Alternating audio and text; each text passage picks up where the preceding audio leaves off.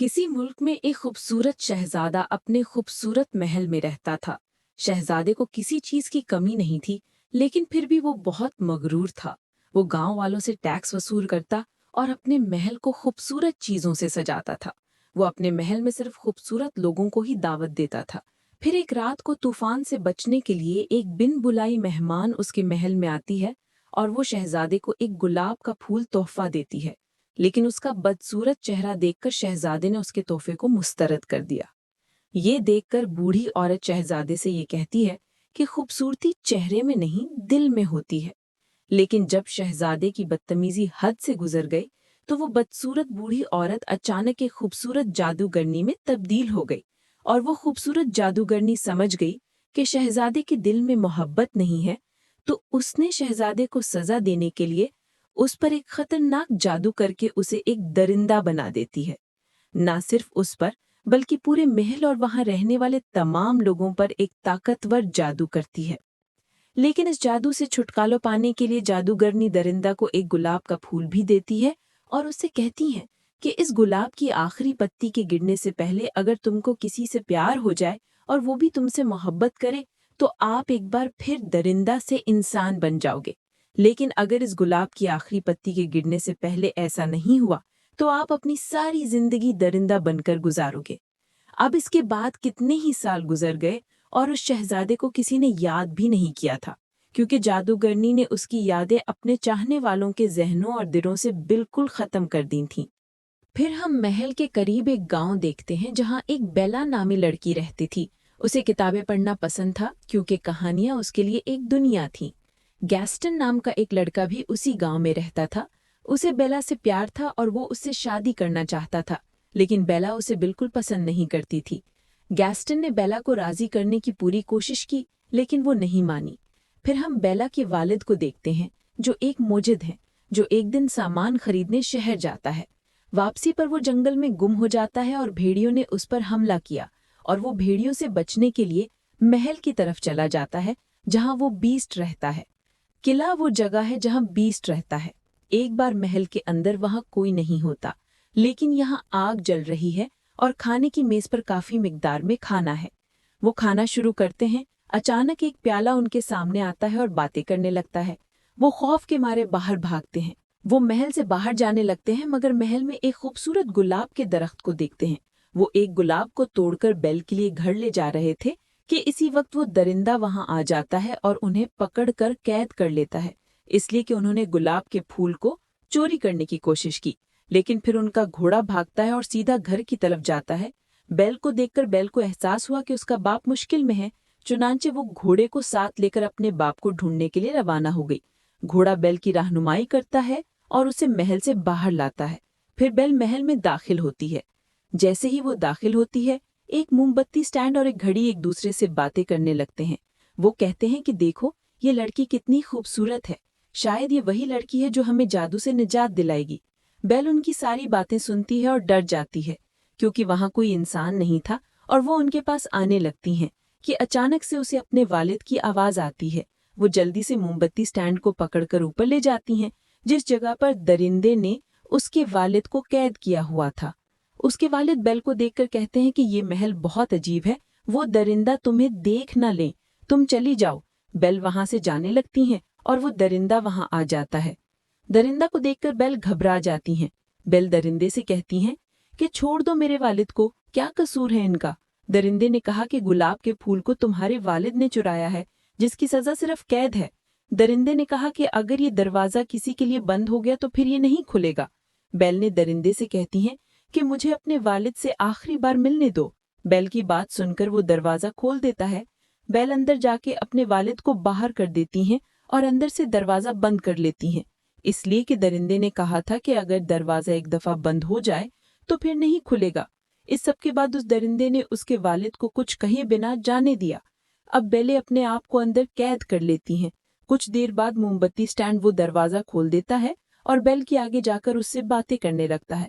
Bell डर जाती हैं और इतने में वो घड़ी भी वहां आ जाती हैं और बेल से कहते हैं, हम सब बात कर सकते हैं और डरने की कोई बात नहीं।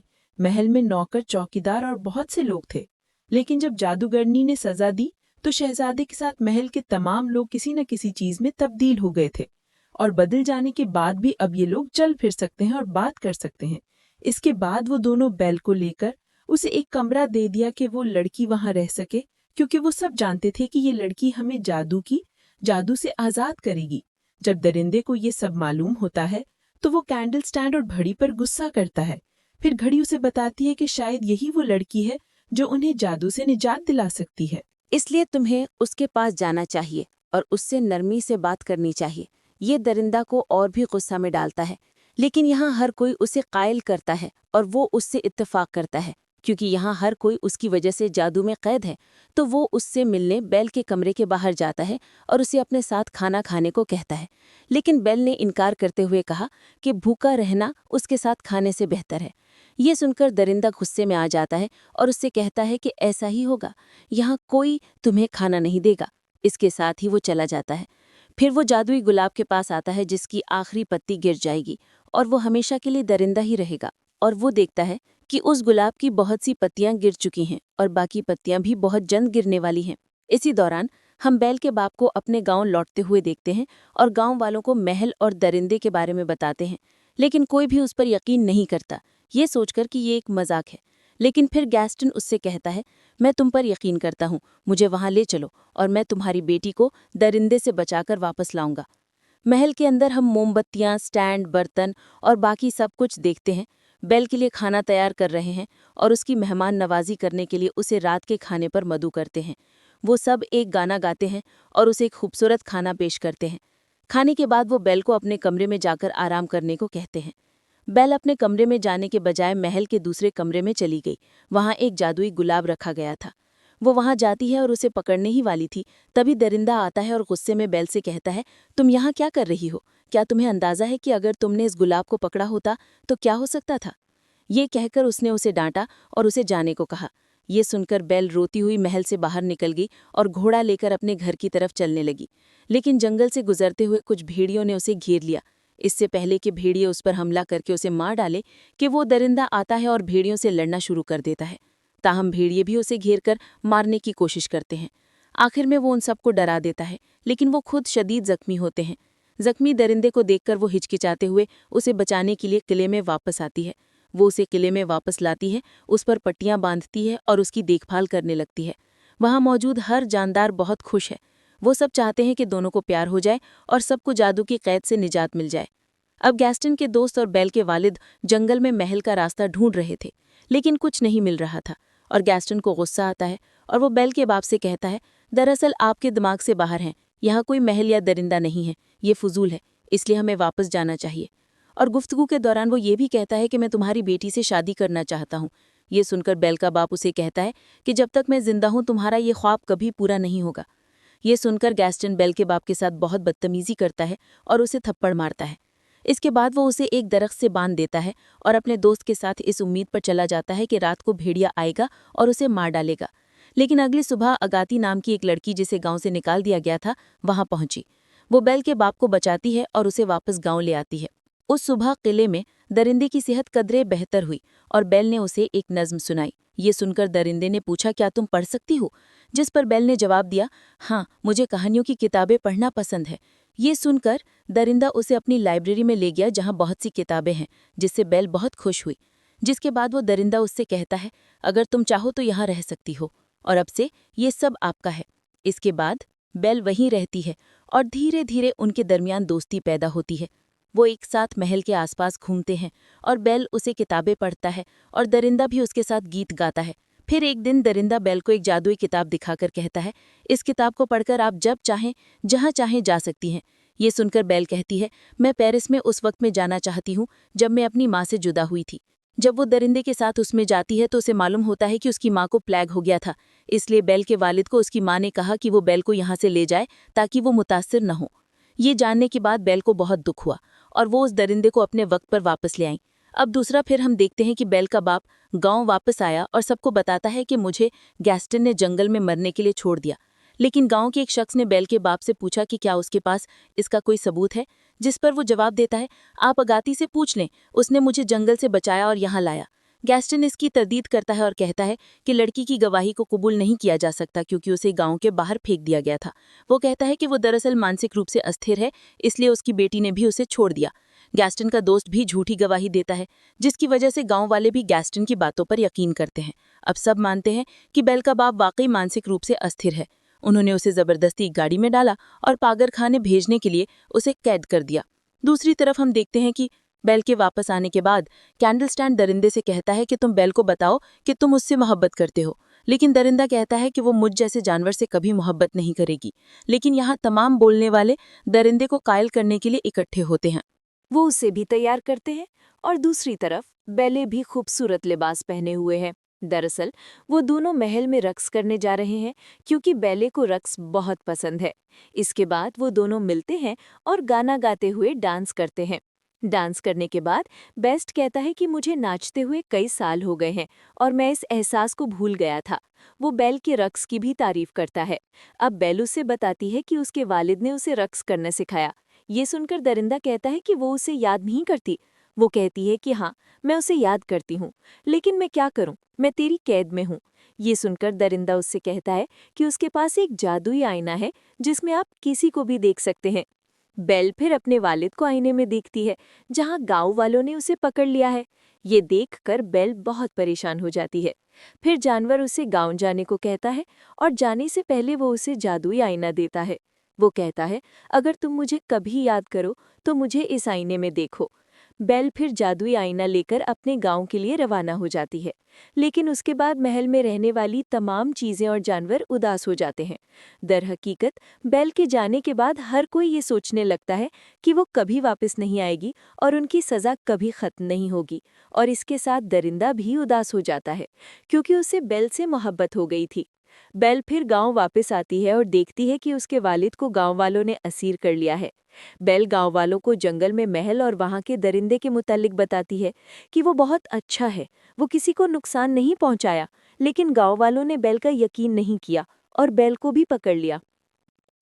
उसके बाद सारे गांव वाले महल की तरफ बढ़ने लगते हैं और जब देहाती दरिंदे को मारने के लिए महल में आते हैं तो उस दरिंदे के पैरोकार गांव वालों पर हमला करते हैं और उन्हें बुरी तरह मारना शुरू कर देते हैं।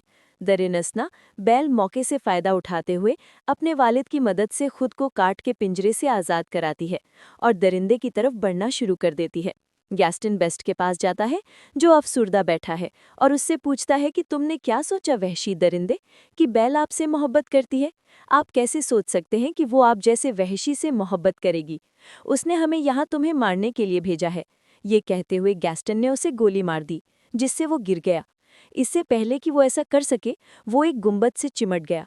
ये देखकर गैस्टन दूसरी बार गोली मारने वाला है जब बेस्ट आता है और गैस्टन का हाथ पकड़कर उसे रोकने की कोशिश करता है। आने वाले झगड़े में गैस्टन नीचे गिर गया और उसकी बंदूक भी गिर गई। दरिंदा ऊपर चढ़ने की कोशिश करता है और बेल दरिंदे से कहती है कि मैंने गांव वालों को रोकने की कोशिश की लेकिन वो नहीं माने। ये सुनकर वो दरिंदा वहां से गैस्टन की तरफ भागा। दरिंदा आता है और उसे गले से पकड़ता है, उसे ऊपर उठाता है और पहाड़ से नीचे फेंकने वाला है। गैस्टन ने माजरत की और कहा कि मुझे जाने दो। दरिंदा उसे जाने देता है और सबको जाने को कहता है। दरिंदा फिर बेल की तरफ चलना शुरू कर देता है, लेकिन उसी वक्त गैस्टन दरिंदे पर फिर पीछे से गोली चलाता है और दरिंदा जोर से गिर जाता है। इधर गैस्टन के नीचे की जमीन टूट जाती है और गैस्टन नीचे गिरकर मर जाता है। दरिंदा अपनी आखिरी सांसें ले रहा था। बेल रोते हुए उससे कहती है कि मैं तुम्हें फिर कभी अकेला नहीं छोड़ूंगी और सब कुछ ठीक हो जाएगा। दरिंदा कहता है कि मेरे जाने का वक्त हो गया है। फिर गुलाब की आखिरी पत्ती गिरती है और दरिंदा बिल्कुल खामोश हो जाता है। वो तमाम लोग जो उसके साथ थे एक दूसरे से बातें करते हुए भी हमेशा के लिए खामोश हो जाते हैं। दरिंदे को इस हालत में देखकर बेल बहुत गमगीन हो जाती है और उससे कहती है कि मैं तुमसे बहुत प्यार करती हूँ। ये कहकर वो दरिंदे को चूमती है। फिर अगाठी वहां आती है। ये वही थी जिसे गांव से निकाल दिया और ये वही जादूगरनी थी जिसने शहजादे को सजा दी और वो उसे दोबारा उसी खूबसूरत शहजादे में तब्दील कर देती है, जिसे देखकर बेल बहुत खुश होती है और शहजादा उसके करीब आता है और उसे चुमता है और इसके साथ ही पूरा महल भी उसके जादू से आज़ाद हो जाता है और एक बार फिर एक खूबसूरत और आलीशान महल बन जाता है और वो उसके साथ सबके सामने आता है। वापसी के बाद इसी माहौल में खुश होता है महल से और सब मिलकर गाना गाते हुए नाचना शुरू कर देते हैं और इस हंसी और खुशी के साथ ये मुज़हिका कहानी यहाँ ख़त्म होती है।